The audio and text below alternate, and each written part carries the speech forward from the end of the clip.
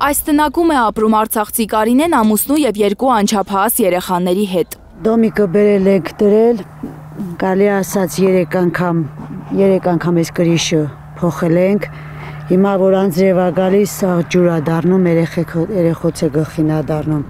2020 թվականի 44-օրյա պատերազմից հետո Ավետարանոց գյուղից է բռնի տեղահանվել 32-ամյա կինը։ Արցախում իր տատիկի տանն էր ապրում, չնայած գրանցված էր Բերթաշենի հայրական տանը։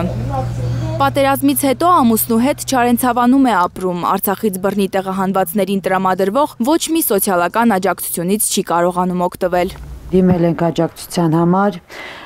նախարարություն դիմում եմ գրել, մերժում է եկել, պատասխանը եկել է, ասում է ձեր տվյալները բանում ռեգիստրատուրում արկա չեն։ Կարինեի տվյալները ռեգիստրում չեն երևում, որովհետև նա հազարավոր արցախցիների նման Հայաստան է եկել մինչև արցախյան բլոկադան եւ չի հաշվառվել Գորիսում կամ Կորնիձորում 2023-ին բացված հումանիտար կայաններում։ Բայց նա չի հասկանում, թե ինչու ինքը չպետք է օգնություն ստանա, չէ որ չի կարող վերադառնալ ոչ Ավետարանոց, ոչ էլ Բերթաշեն։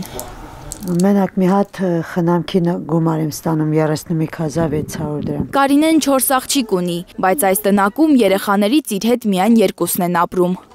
Մեկը խնամքով քուրս է պահում,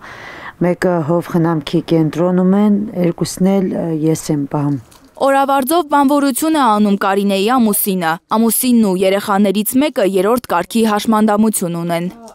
Մեր ամուսինը